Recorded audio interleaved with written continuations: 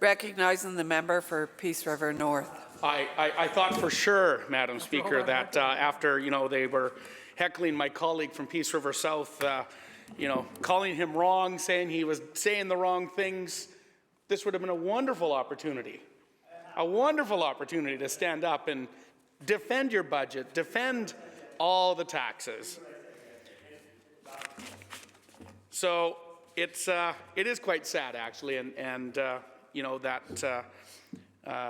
we're here in this place having these conversations, and it is only us talking about what they are very proud of. One would think that they would want to stand up and do this. But I digress. Honourable Speaker, I am pleased, though, to rise and give my remarks on Bill 10. There we go. And as my colleague just, said, of course, Bill 10 is the bill that triggers all of these taxes and costs that are going to be coming forward and bringing their budget to life, I guess we might say. A budget that has no light at the end of the tunnel. And I think I've used that exact phrase on at least a few of the last 7 budgets that this government has asked. And I had someone ask me, actually, what do you mean 7 budgets? They've only been in here. Well, when they first became government, it was kind of partially into, and they had to do their own budget. So that's really for the people watching. And okay, there's nobody watching. And the 2 people watching on Hansard right now, actually, there's probably lots of people watching on Hansard. There's lots of people watching on Hansard. But, Madam Speaker, no light at the end of the tunnel. We're at a time when, we recently saw the throne speech, we recently saw the budget tabled, and each of these have come out at a time when people are looking for hope, people are looking for, a light at that end of the tunnel. It's been a hard few years. It has been a hard few years. COVID, is behind us now, but there's still a lot of things left over that are challenges. And people, I think, were really looking forward to this government's budget to provide the relief, first of all, that they needed, but secondly, to provide that hope. And we did not see that on this budget. And as I said, we haven't seen it, unfortunately, on the previous budgets. Now, before I dive into all of my notes, and I probably won't get through them all, but I might. I do want to thank my constituents for allowing me to represent them here in this place. My riding, as I've said here before, is quite unique. It's a very large riding, 170,000+ square kilometers. Contains everything that British Columbia needs as a resource. We have forestry, we have agriculture, lots of agriculture, and I'll talk about that in a bit. Oil and gas, mining, tourism. I mean, we have everything. We're really quite lucky. And as I see this budget come out, it really wants me to even take my job in a more responsible manner, because now I really need to be talking about how there is nothing in it really for my constituents.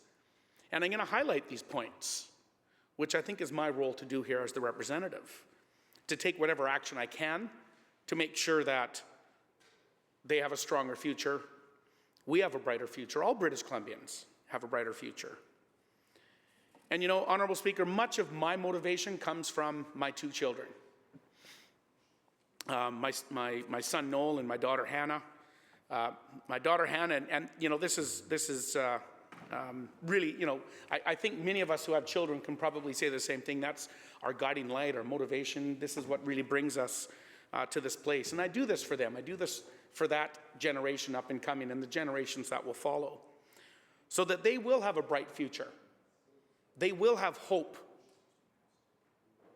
And Honourable Speaker, what happened just 1 week ago, maybe a little more than a week ago, my daughter, Hannah, is graduating this year. She's in grade 12. She graduates this, my goodness, here in a couple of months. And she was going to move to Vancouver. And she had, interest in getting into a whole bunch of different stuff. The film industry was certainly one. And she started looking around and looking at options that would provide her the most opportunity, that would provide her the most hope. And to my dismay, I was expecting her, she was coming to Vancouver. She'd even looked here in Victoria. And last week she came to me and said, Dad, I think I'm moving to Calgary. And I was a little taken back because I want to build a province where I want my kids to be here. I want my kids to grow up in this province. So I was like, oof, why? And she did her own research. She looked at housing. She looked at the cost of tuition. She looked at the cost of groceries. And Honorable Speaker, came back to affordability. She couldn't afford, she has decided that she cannot afford to live in British Columbia. And she is now going to go to Calgary to do her next journey of her life. And that is sad. When young British Columbians are choosing to live in other jurisdictions other than their home because it's better. Honorable Chair, it should never be better. British Columbia has so many opportunities that are missed, so many opportunities that are being squashed by Bill 10, are being squashed by this budget, are being squashed by this government. My daughter was born and raised, as I was, in Fort St. John. And we're proud to call that home. I'm proud to be a British Columbian. I know my daughter is proud to be a British Columbian. But when she weighs all the odds, she has to do what's right. She has to do what's right for her. And I hope that this province does change around and welcome her back in the near future so that she can come back and make a life here in British Columbia. And part of that comes from, Bill 10 is implementing a number of taxes and, of course, has identified, and one of the things that was identified in the budget was the direct call of revenues from the resource sector dropping upwards of 35%. Those industries are in my riding. All of those industries are in my riding. Okay, the natural gas sector, we are the NG of the LNG. All of the natural gas that's going to feed the LNG facilities is coming from my region. My colleague from Peace River South, it's coming from our region. The mining opportunities and the mining that is happening in the Peace Country. The forest sector, well, that's another story. It's taken a hard hit like many other communities. I've just had, my pulp mill in Taylor, which is just south of Fort St. John, 15 kilometers, just announced they're shutting down. I know my colleague from Peace River South has had mill closures in his riding recently, Chetwynd. Pick a small forestry community in this province. They've all been seeing forestry closures, mill closures. And I do want to highlight, and it's been highlighted a few times, the Premier said in 2017, there would be no mill closures under my watch. I've lost count of how many mill closures there are. But I go back to these industries and the uncertainty that is being created in this province, the uncertainty by the taxes that are in Bill 10 that are going to be coming down. And they are going to come down like a ton of bricks, like the other previous budgets have been. This is death by 1,000 cuts through 7 budgets on our resource sector. We have seen our resource sector continually attacked by this government.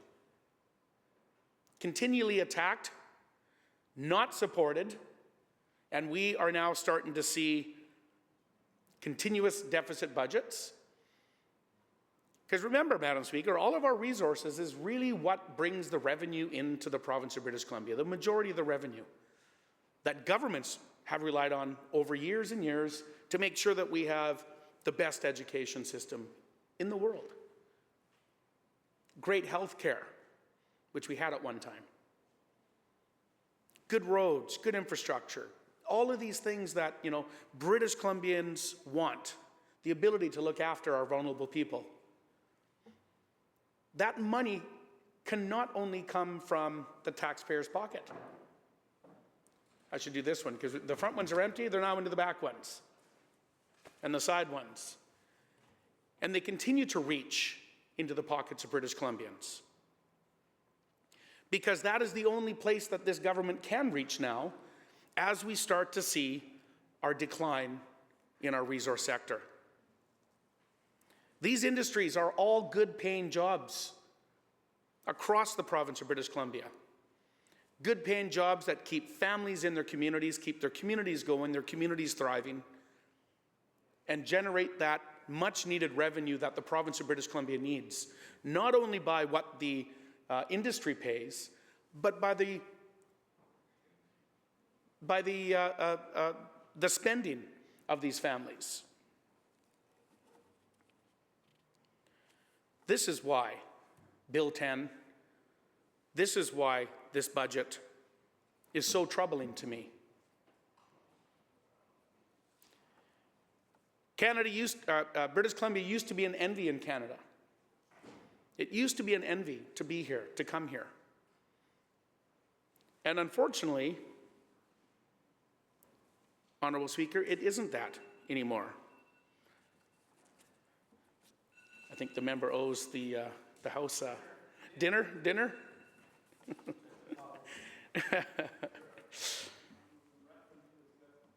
Yeah.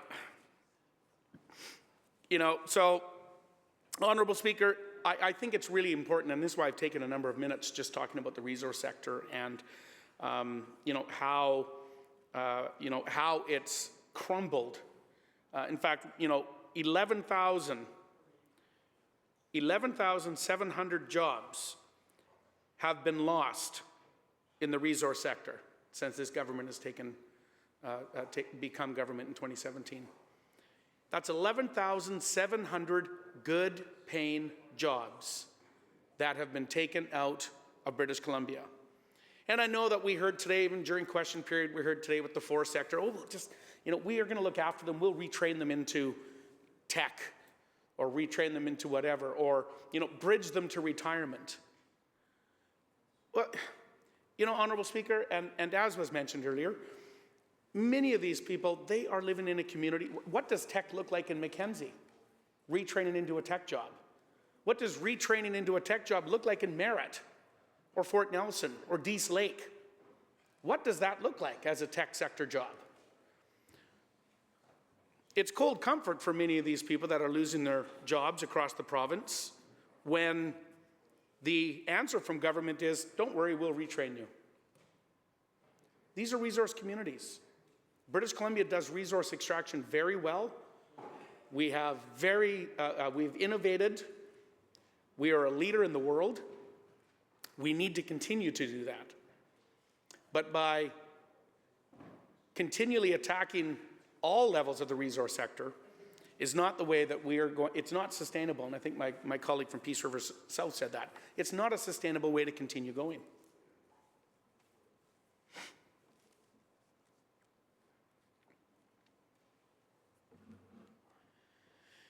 Life has never been more unaffordable as it has been in these last couple of years.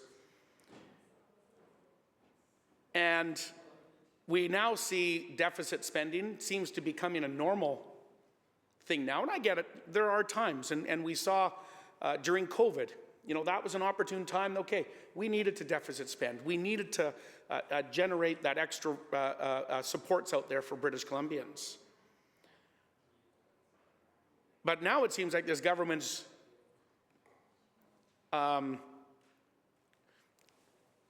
loving having deficits, drunk on deficit budgets, because for the foreseeable future, that's all we're going to be seeing. $11 billion of deficits over the next 3 years. And as has been said, I think maybe a couple times, I'm sure I've heard it in here, you know, British Columbia became a province in 1871, 150 years ago.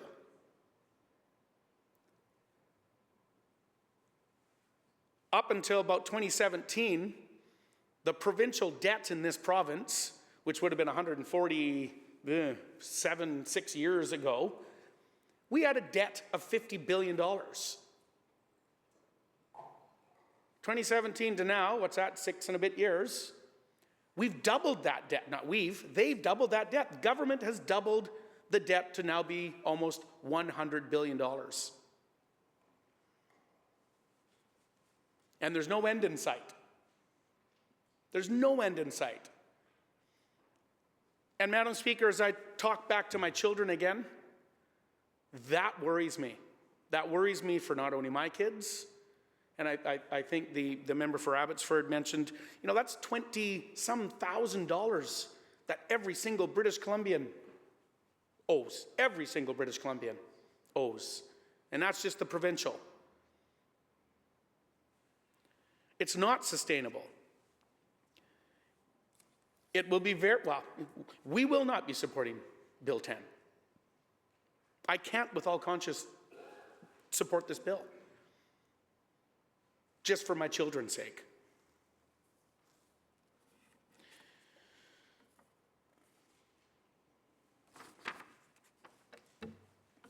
You know, one of the things in here, of course, is, not one of the things, there's many tax increases in this budget, or in the Bill 10. In fact, that's really what it all is just tax and grab, tax and grab, tax and grab.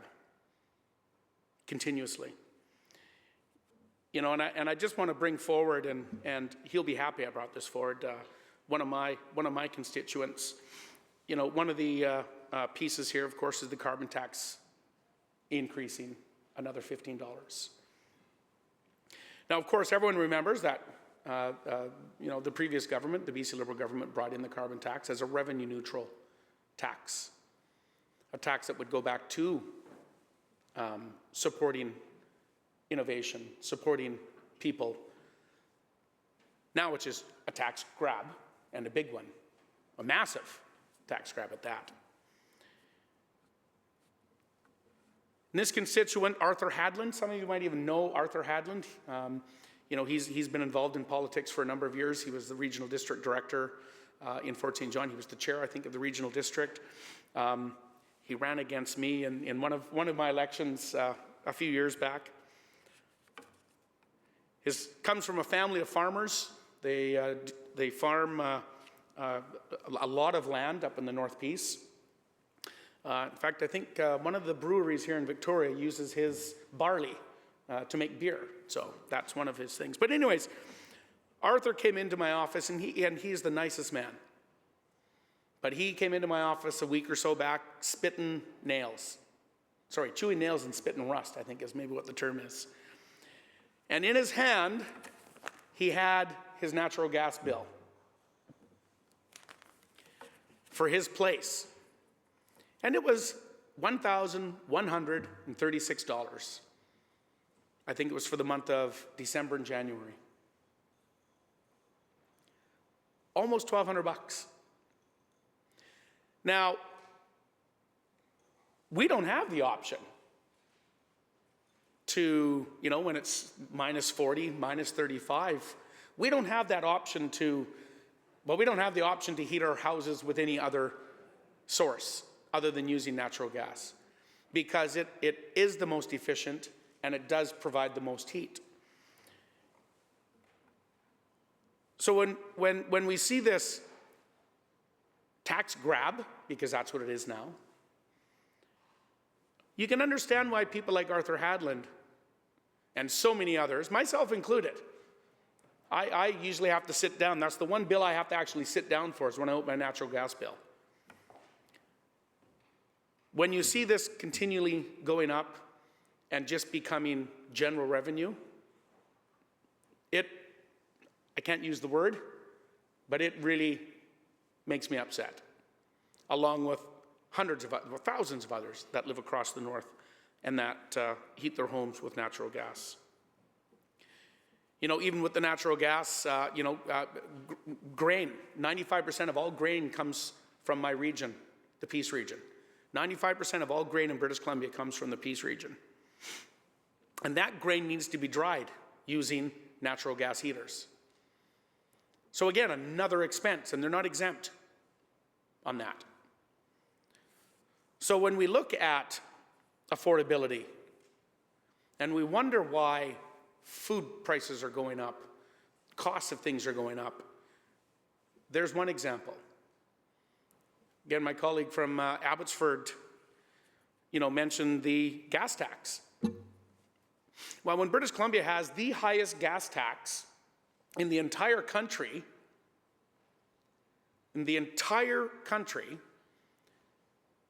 which pretty closely equates to us having the highest gas prices in the entire country, diesel prices, that directly translates onto the cost of food, the cost of goods and service. Because everything in this province is trucked here. Everything that's distributed throughout this province is trucked here, or on a train, which also burns diesel. And when we see Bill 10 and the budget, there's no relief in there. There's no relief for British Columbians, the trucking industry, British Columbians that rely on their vehicles, British Columbians that rely and have no choice but to heat their homes with natural gas. Bill 10 does not provide that relief. Budget 23 does not provide that relief. And speaking of relief, as I mentioned, my daughter, was looking at different things in Vancouver, moving to Vancouver, has decided now to move to Alberta. The $400 renters, well, it's not a rebate. Because I think when the rebate was first introduced, I think it was the 2017 budget, was it not? 2017 budget. The big promise, which this government has a ton of promises over the past years that just keep getting regurgitated in 7 budgets over and over again. But the renter's rebate was one. We're going to give you $400 cash. Well, that $400 cash in 2017 is different in 2023 because the cost of rent has gone up 15, 20%. But it's not even cash anymore in your pocket for all British Columbians, or certainly people in the Lower Mainland that are renting. Now it's a tax rebate with a whole bunch of strings attached to it. That is going to amount in very few people actually receiving, or some only receiving a small little portion of this. And we wonder why people are in record numbers this year moving out of British Columbia, in record numbers moving out of British Columbia. And I wish I can't remember one of the agencies did a study on that. I can't remember where it was, but record numbers of British Columbians in 2022 left the province. That's a shame. There's no reason for that.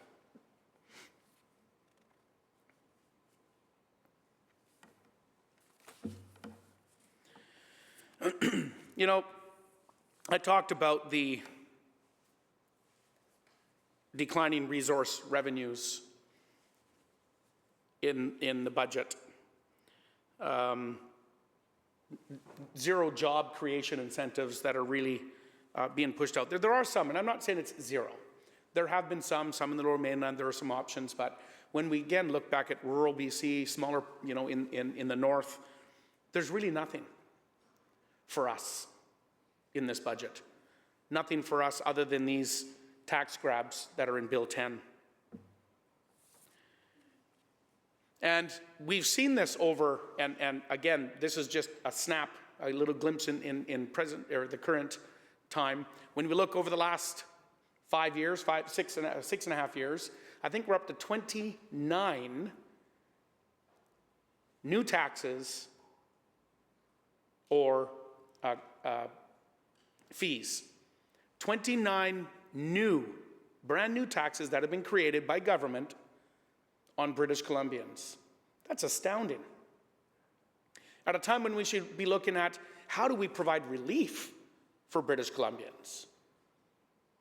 This government's doubled down on taxation when British Columbians don't have any more to give. It's like Prince John and, the Sheriff of Nottingham walking through the streets of every community in British Columbia, knocking on your door, here to collect taxes, I have none to give. Well, then we will continue to take. We will get it out of you somehow. That's what British Columbians are feeling right now. Every pocket is empty. Well, they'll find a way to get it. And it's really sad, and you just got to go into any coffee shop, and I know the members opposite must go to coffee shops in their riding. They must, and they must hear the conversations. I tell you, I don't know if I can do a promotion here, but I go to A&W in my community if I want to hear what's going on in the streets, because everybody goes to A&W. There's about 4 shifts of people. They start at 7, there's an 8, a 9, and a 10 o'clock shift. And when I'm in there, I'm hearing everything that I'm saying right now. Because that's what people are talking about. Oh, they're not talking about the good old days. Well, they're talking about the good old days, how they wish it was the good old days again. But now they're talking about, my God, I don't know what I'm going to do. And that's all ages. Especially seniors are really feeling the punch.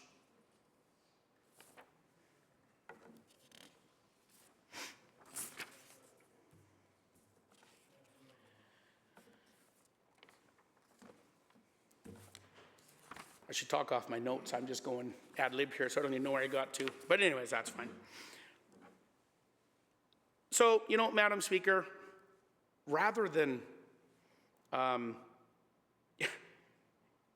take responsibility for their actions, this government is quick to blame many things, the previous government, when this side was. But, they are the previous government now. They have 2 terms. 2 terms, plenty of time to turn things around, plenty of times to, make things right. But they continue to not. They continue to find reasons why they have to blame for this, blame for that. We need to increase this because of X, Y, or Z. And as I mentioned, those people that are sitting in A&W, they're fed up with the excuses. They want relief. They want relief. They want to know, and the Minister of Health, they want to know that they got good health care. But they're not getting it. They want to know when their kids are off to school, they're getting a good education. They want to know that their roads are going to be looked after. They want to know that, if they have a loved one that's suffering from mental health and or addictions, there's going to be help for them. But we've seen nothing or very little from this government to give people confidence at a time when people are looking for hope, at a time when British Columbians deserve more than they're getting. Because they're paying for it. They're paying a lot of money for it. The money's flying out of the back of the pickup. But there's no results coming, which is really concerning for all of us. People are worried about their health. They're worried about their economic well-being. They're worried about their children. They're worried about their future. They're worried about the future and where the future of British Columbia is going. And with that, I'll take my seat. Thank you very much, Honourable Speaker.